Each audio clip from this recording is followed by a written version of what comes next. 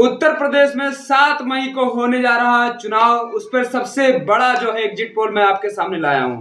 West UP में तीसरे phase में 10 सीट हैं। इनमें 5 पर हवा का रुख देखें तो 2 सीट बरेली और एटा पर भाजपा को बढ़त मिल रही है, लेकिन जबकि 3 पर सपा से सीधी टक्कर दिख रही है। ये सीटें बदायूं, आंवला और संभल हैं।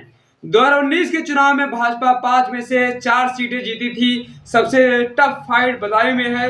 यहां शिवपाल के सीट छोड़ने के बाद उनके बेटे आदित्य चुनाव मैदान में हैं। भाजपा सांसद संघमित्रा पिता स्वामी प्रसाद मौर्य की बगावत का खामियाजा उठा चुकी हैं। उनका टिकट कट गया है।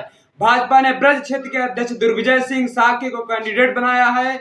उन्हें भाजपा संगठन का सपोर्ट है। मुस्लिम और यादव वोटर्स के सहारे आदित्य भाजपा के लिए चुनावी चुनौती बढ़ा रहे हैं। आंवला में भाजपा के लिए चुनाव फंसा है। यहां भाजपा के खिलाफ मुस्लिम, यादव और मौर्य बिरादरी का गठजोड़ हो चुका है। भाजपा से धर्मेंद्र कश्यप आंवला से मौजूद सांसद हैं। एटा सीट पर 1.5 दशक से भाजपा कैंडिडेट जीत रहा है। सपा ने साके और बसपा ने मुस्लिम दांव खेल दिया है, मगर भाजपा के लिए सबसे सेफ सीट मानी जाती है।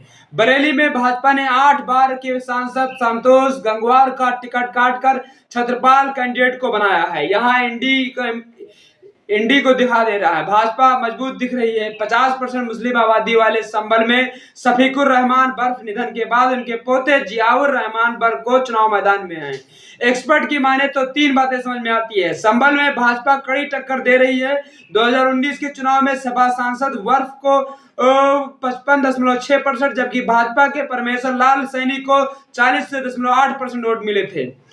और नंबर 2, बदायूं में पहले धर्मेंद्र यादव के चुनाव लड़ने की चर्चा थी, फिर शिवपाल को टिकट दिया गया। अब आदित्य यादव मैदान में हैं। 2019 में भाजपा की संघमित्रा सिर्फ 1.7% वोट मार्जिन से जीती थी। भाजपा के लिए यह सीट फंसी है।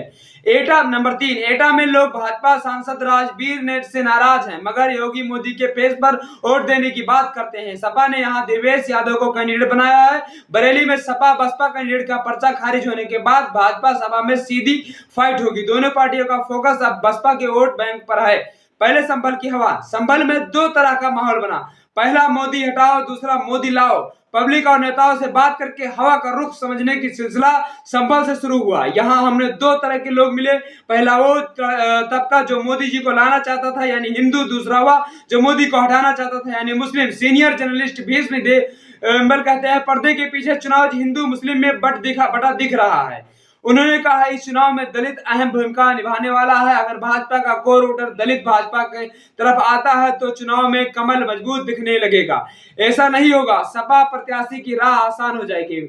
मुस्लिम एकजुट हैं और बीजेपी को हराने के लिए एक तरफा गठबंधन के साथ जाते दिख रहे हैं। तो क्या लगता है आपको, 10 में से 5 सीट का ये जो गणित, कौन जीतेगा कौन हारेगा? भाजपा 2 पे बढ़िया जीत रही है, 3 पे दांव पे फंसा है। और इसी के साथ तमाम लोग भाजपा को हराने के लिए कोशिश कर रहे हैं और तमाम लोग को हराने के लिए कोशिश करते हैं। तो आप लोग क्या सोचते हैं? और पूरे यूपी की सटीक जानकारी के लिए देखने के लिए हमारे चैनल को सब्सक्राइब कीजिए। आपका अपना चैनल आजाद भारत तक।